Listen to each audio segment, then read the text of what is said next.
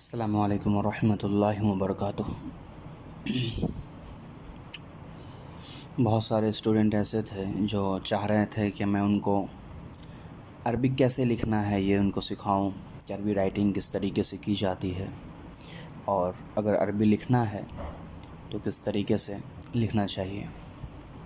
तो इस वीडियो में मैं आपको बताता हूँ स्पेशली अरबिक कैसे लिखा जाता है। उर्दू लिखने के तो अपने अलग तरीके होते हैं, जिनकी जैसी राइटिंग की होती है वैसे हिसाब से वो उर्दू लिखते हैं।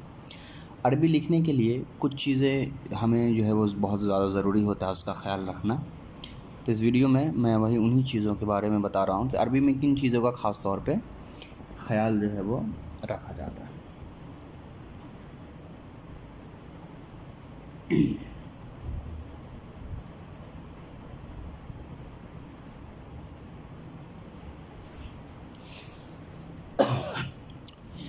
अरबी लिखने में सबसे बड़ी चीज़ जो होती है, जो मेन और बेसिक चीज़ है अरबी का, वो ये है कि कोई भी चीज़ जो आप लिखेंगे वो इस राइटिंग के ऊपर ही होना चाहिए। चाहे आप अलिफ बा यानी एक नंबर सिंगल टेक्स्ट आप लिखते हैं तो वो भी आपका जो है इस लाइन के ऊपर होना चाहिए, लाइन से नीचे क्रॉस नहीं करना चाहिए। या आप इसको मिला कर के लिखना चाहते हैं तो वो भी लाइन के ऊपर ही सारी चीज़ें लिखी जाएंगी। जितनी भी चीज़ें आप लिखें वो लाइन के ऊपर होनी चाहिए। मेरी राइटिंग पर ना जाएं आप, मेरी राइटिंग उतनी अच्छी नहीं है। जो ज़्यादा गौर करने वाली बात है वो ये कि आप ये गौर करें कि मैं कौन से लफ्ज़ को लिख कहाँ पे रहा हूँ। आप गौर करेंगे तो देखेंगे कि सारी चीज़ें, ये हा है इसको मैंने लाइन के ऊपर लिखा है, ये मीम है इसको भी मैंने लाइन के ऊपर लिखा है, दाल है ये भी मैंने लाइन के ऊपर लिखा है, रा है, बा है, आइन है, लाम है, मीम है, नून है। नून सिर्फ नीचे आया है। तो जो भी चीज़ें जिसकी स्टार्टिंग शुरू से होती है, यानी शॉर्ट में आप जिसको छोटा करके लिखते हैं, वो सारी की सारी लाइनिंग जो होती है वो ऊपर होती है। बाकी जैसे नून है या नून के अलावा जो काफ होंगे तो काफ भी नीचे आ जाएगा, लाम जो है वो ऊपर ही रहेगा, फ़ा है वो भी ऊपर ही रहेगा। तो इनको जब मिलाएंगे दूसरे लफ्ज़ के साथ तो कौन से लफ्ज़ नीचे आएंगे कौन से लफ्ज़ ऊपर आएंगे वो थोड़ा बहुत ज़्यादा मायने रखता है। जैसे वाव है तो वाव जो है वो नीचे आ जाता है, रा भी नीचे आता है। इसी तरीके से नून आपका 100% नीचे ही आता है। कुछ चीज़ और मैं यहाँ पे लिखता हूँ, उसको आप देख लीजिए, उससे आपको थोड़ा सा और आइडिया हो जाएगा।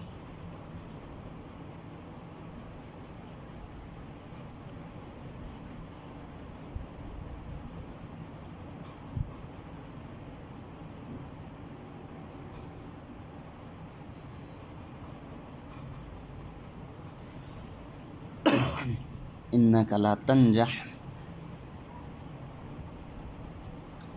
इन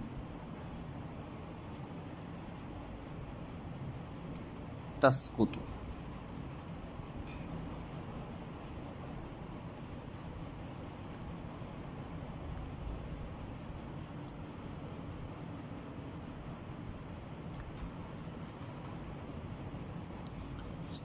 सलातो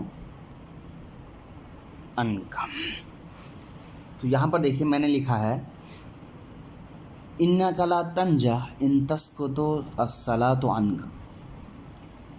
तो काफ ऊपर आया है, तंजा हा जो है वो लाइन से नीचे आया है, तस्कुतु सारा का सारा एक लाइन में बिल्कुल लाइन के ऊपर है, स्वाद ठीक था, वाव सिर्फ नीचे आया है, अनका आया है। इसी तरीके से आपको कुछ और लफ्ज़ लिखने हैं तो आप लिख सकते हैं।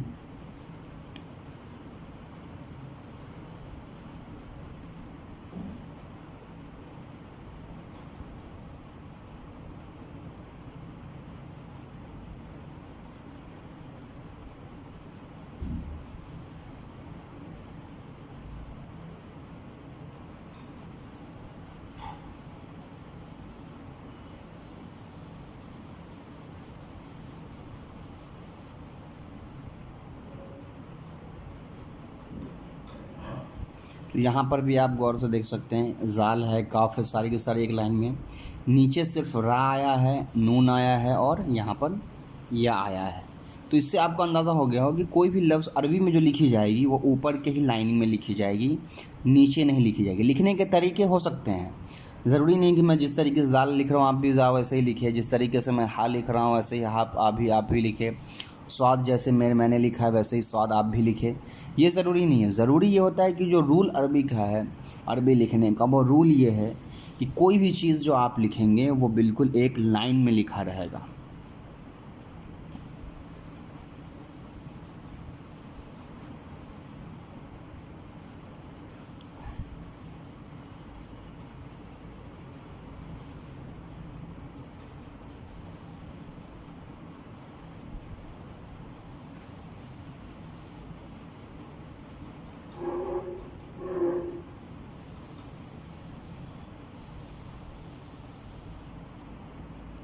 इस तरीके से आप जो है वो कोई भी चीज़ जो लिखेंगे तो वो इस लाइन में लिखेंगे, तो जाके अरबी आपकी खूबसूरत लगेगी।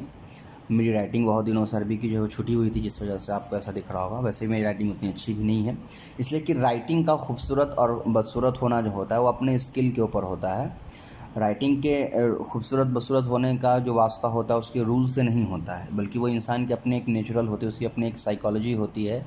जिस इंसान का राइटिंग जितना ज़्यादा खूबसूरत होता है उसका वो उतना ज़्यादा क्रिएटिव माइंडेड होता है। बहुत सारी चीज़ें उसके राइटिंग से डिपेंड करती है। तो वो राइटिंग यहाँ मैं आपको नहीं सिखला रहा हूँ कि खूबसूरत राइटिंग कैसे लिखा जाए। मैंने सिर्फ आपको वो रूल्स सिखलाए हैं कि किन रूल को फॉलो करके आप उर्दू राइटिंग करेंगे तो वो बेटर, अरबी राइटिंग करेंगे तो वो बेटर दिखाई देगा। उर्दू में हम हर चीज़ बीच से लिखते हैं, बीच से स्टार्ट करते हैं, है ना। लेकिन जो अरबी राइटिंग है, अरबी में आम तौर पर सारी चीज़ें जो होंगी वो बिल्कुल लाइन के ऊपर से ड्रॉ होती हैं और कुछ ही चीज़ें जो है वो लाइन के नीचे आती हैं। उम्मीद है कि आपको ये राइटिंग समझ में आ गई होगी। अस्सलामु अलैकुम वरहमतुल्लाहि वबरकातुहू।